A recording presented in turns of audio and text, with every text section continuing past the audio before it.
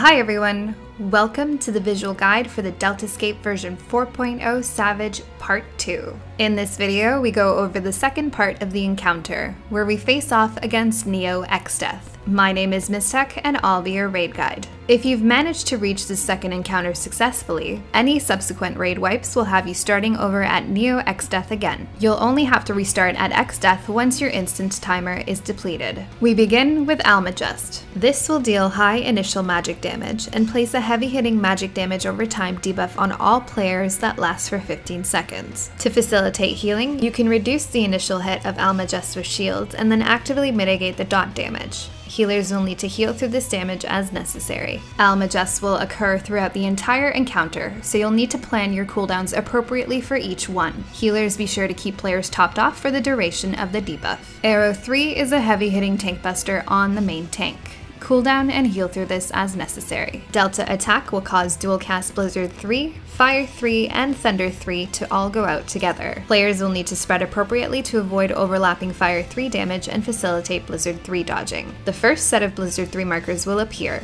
then you'll get Fire 3 on damage dealers and Thunder 3 on the tanks. The original Blizzard 3 AoEs will hit, the second set of Blizzard 3 markers appear, and the second blast of Fire 3 will occur on the healers and the tanks. Tanks can use immunities or tank swap during the Delta Attack cast to split the two Thunder 3 abilities between the two tanks. Grand Cross Alpha will deal raid-wide damage and apply 4 debuffs on all players. The boss will then disappear and then reappear elsewhere on the platform. Each Grand Cross cast throughout the encounter is also an enmity reset, so beware. The Grand Cross Alpha debuffs are as follows. The first is Hysteria, which will cause all players to run in fear for 3 seconds. Stacking in the center of the room during this cast will ensure that no player gets feared off of the platform. This also allows healers an opportunity to heal up and shield right as the cast goes off. The second is Acceleration Bomb, which will knock up, deal damage, and afflict players with damage dealt down and healing received down debuffs if the player is using any action or moving at the end of its duration. The third is either ALLAGAN Field or Off Balance. ALLAGAN Field will always affect 1 tank, 1 healer, and 1 DPS. Every other player will be affected by Off Balance. ALLAGAN Field will take any damage taken by the affected player and then amplified in a raid-wide Death Surge blast at the end of its duration. A player's ALLAGAN Field will duplicate the damage it's taken to them, and also deal 25% of that damage to others. Essentially, you want these 3 players taking as little damage as possible to reduce the amount of healing necessary once all 3 Death Surges go off. Actively shielding these players from as many mechanics as possible can also help reduce damage. Off Balance will knock back affected players anytime they take any damage for the duration of the debuff. And lastly, the 4th debuff is either a white wound or a black wound. One of these 2 variations will affect all players. This is a lot of information to handle at once, so let's break this down slowly. The Grand Cross Alpha cast will go off, and all players are feared from the center. As soon as their Hysteria ends, the boss will begin to cast the alpha version of Flood of Naught. This cast will occur throughout the encounter with the same name but has different variations.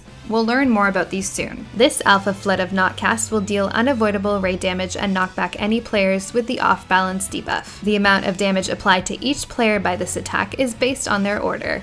In other words, the player closest to the boss will take the most damage, while the player furthest will take the least damage. To handle this, and to ensure players aren't overcharging their ALLAGAN Fields, we have the group line up in a priority order. The tank without ALLAGAN Field will be first. Then we have the tank with ALLAGAN Field behind them. This tank needs to pop appropriate cooldowns here to further reduce their damage taken. Then we have the rest of the group behind them, with the last 2 players being the other 2 ALLAGAN Field players. This order of damage soakers ensures that the 2 of the 3 ALLAGAN Fields take almost negligible damage, and the resultant Death Surge explosions are easy to heal through. With the nature of the timing here, Acceleration Bomb will also detonate about 3 seconds after players get hit by Flood, and everyone needs to make sure to seize all actions, especially players with ALLAGAN Field, or you will probably wipe. Immediately after, the 3 ALLAGAN Fields will detonate, and the boss will cast a black or white Flood of Naught. As you can see, this version of Flood of Naught has a very obvious and different visual appearance. The cast itself has two sections to it. On one side, you'll notice this blue triangular prism, and any player standing on this side will be hit with black anti-light. On the other side is this purple orb,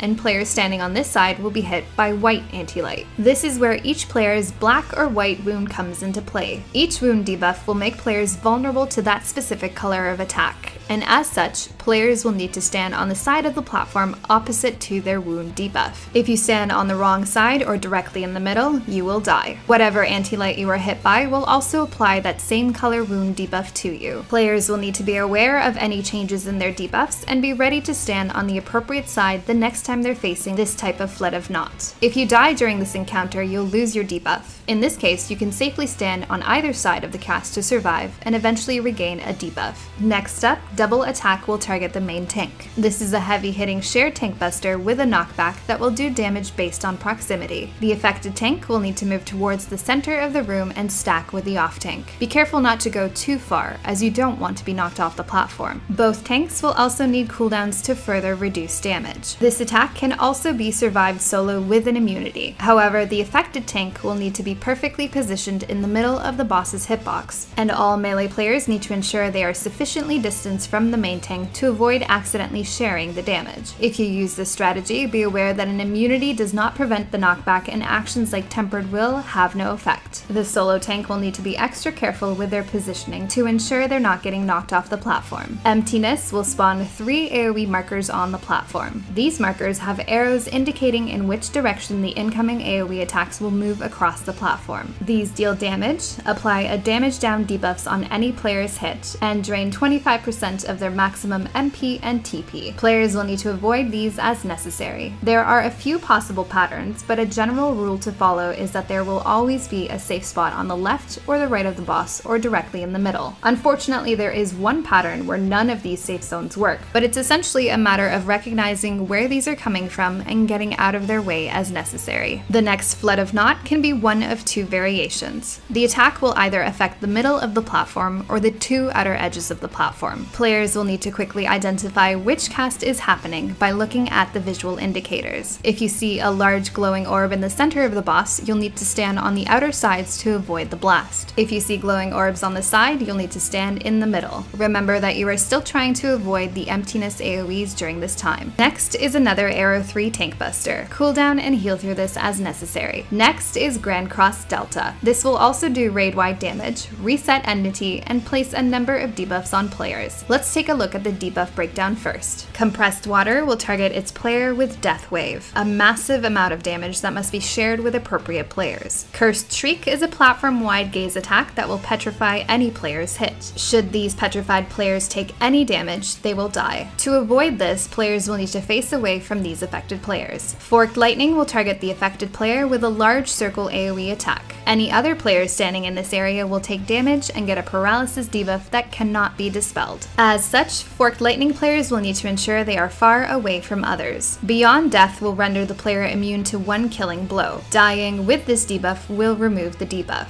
If the debuff is not removed before the timer runs out, it will kill the affected player. Lastly, players can also receive Accelerated Bomb, Off Balance, and possibly a different black or white wound debuff. These effects are the same as what you've previously experienced. Now that we know what each debuff does, let's take a look at who gets what. One healer will be afflicted with both Compressed Water and Cursed Shriek. The other healer will be affected with Forked Lightning and Beyond Death. One tank will get Forked Lightning and Cursed Shriek. The other tank will have Beyond Death and Off Balance. 2 damage dealers will be afflicted with Accelerated Bomb and Off Balance, and the other 2 will have Beyond Death and Off Balance. Now let's take a look at how to handle all of these debuffs at once. The healer with Compressed Water will move to the edge of the platform directly opposite the boss, while the other healer and tank with Forked Lightning will each move to one side of the platform far away from others. The damage dealers with Accelerated Bomb can stay on the boss and wait for their bombs to explode, making sure sure not to perform any actions when their timers run out. All other damage dealers will stack with the compressed water healer on the far edge of the platform to share the damage of Death Wave. These players need to ensure they are stacked in such a way that their off-balance knockback will send them right back to the boss and not off the platform once Death Wave hits. All players will also need to make sure they are facing away from the 2 cursed streaks. Remember, these streaks are coming from the healer with compressed water and the tank with forked lightning on the side of the platform, so you'll need to turn away from both. Cursed streak will go off first. Then, compressed water, forked lightning, and acceleration bomb effects will go off at the same time. Immediately after, the boss will cast a random variation of the Flood of Naught. Players with Beyond Death debuffs will need to ensure that they get hit by this attack to essentially die and remove their Beyond Death debuffs.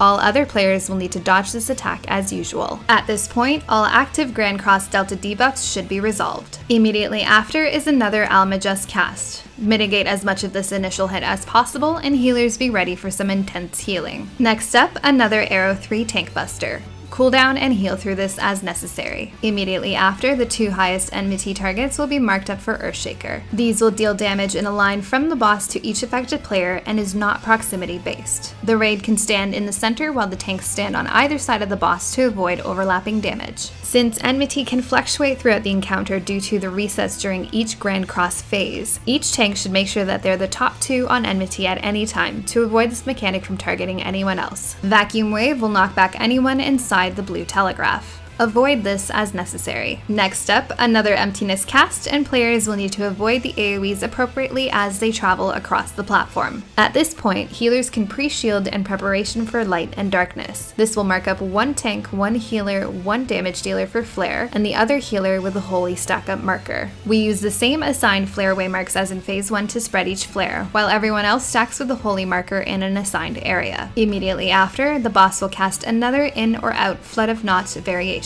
Dodge this attack as necessary. Meteor will spawn 4 arcane spheres around the platform that will slowly pull down meteors. These spheres must be destroyed as soon as possible. Should the meteors reach the platform, you will die. During this time, the boss will also teleport to a new spot on the platform and cast a black and white Flood of Naught. Players will need to move to the appropriate side of the platform based on their wound debuffs while they continue to destroy each arcane sphere. Next up, Charybdis will bring all player health pools down to single digits. Healers will need to be ready to top everyone off as quickly as possible, with tanks being highest priority, as they'll need to deal with another double attack immediately after. Tanks will need to again move to the center and cooldown to reduce damage as necessary. You'll deal with another ALMAGEST soon after, followed by another Vacuum Wave. Healers can pre-position to avoid having to move while they heal through ALMAGEST. Another Arrow 3 on the tank, and more Emptiness AoEs to avoid. Next up is another Grand Cross Alpha to manage. These debuffs will be applied and handled in the same manner as before. Move to the center for Hysteria, and then line up appropriately in front of the boss's new position to soak the Flood of Naught damage appropriately. Remember to stop actions for Accelerated Bomb, and then heal through the ALLAGAN field detonations. Then stand on the proper side for Black and White Flood of Naught to avoid death. Next up, players need to pre-position for Delta attack. Remember that each attack will cast twice, so handle each accordingly. Next up is another in or out Flood of Naught cast. Avoid this as necessary and then group up to facilitate healing. Grand Cross Omega is essentially a combo of Grand Cross Alpha and Grand Cross Delta debuffs. During Alpha and Delta, you may have noticed that most of the debuff effects run out at roughly the same time. During Omega, these mechanics are much more staggered.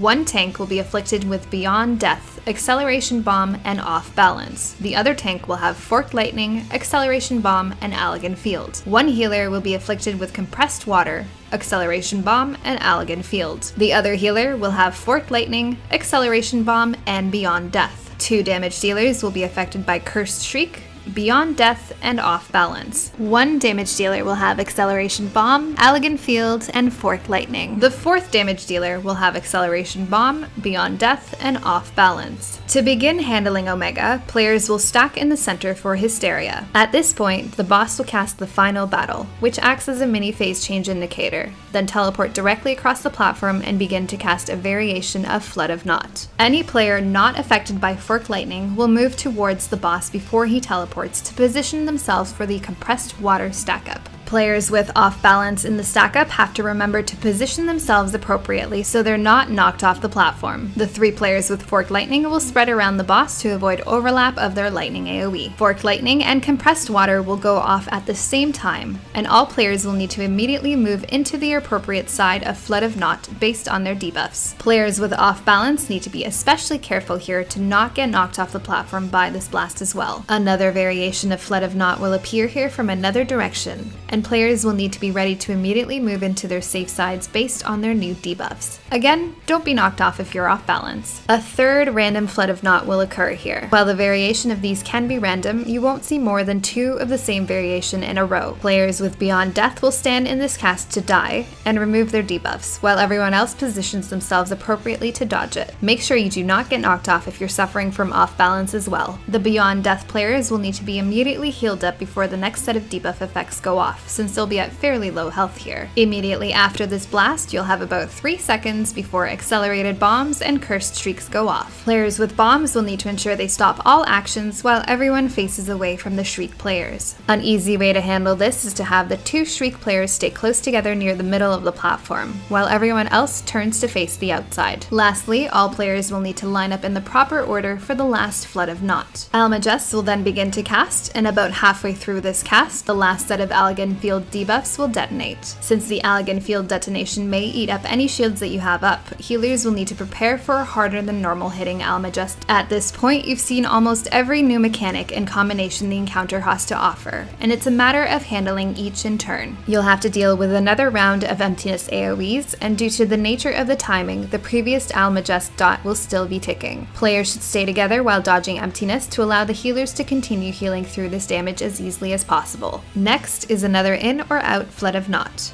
Remember to position yourself appropriately. Another Arrow 3 on the main tank, and then another Grand Cross Delta. These Delta debuffs are handled in the same way as before. You'll have another random variation of Flood of Naught to dodge, and then another ALMAGEST to heal through. Next is Arrow 3, followed by a set of Earthshakers, another Vacuum Wave, and another round of Emptiness AoEs to dodge. Another Light of Darkness, which will put up 3 flares to spread and 1 Holy Marker to stack in on. Next, players will need to dodge another in or out Flood of Naught, and then handle the 4 meteor spawns with a black or white Flood of Naught during this time as well. Another Charybdis, and healers will again need to prioritize healing the tanks before the next double attack. Another ALMAGEST, a Vacuum Wave, another Arrow 3, and another round of Emptiness AoEs takes us into the last Grand Cross Alpha. Handle these debuffs in the same manner, and then dodge the next black or white Flood of Naught. Players will need to spread for 1 more Delta attack, and then a final in or out Flood of Naught variation before the boss finally casts NEVERWHERE.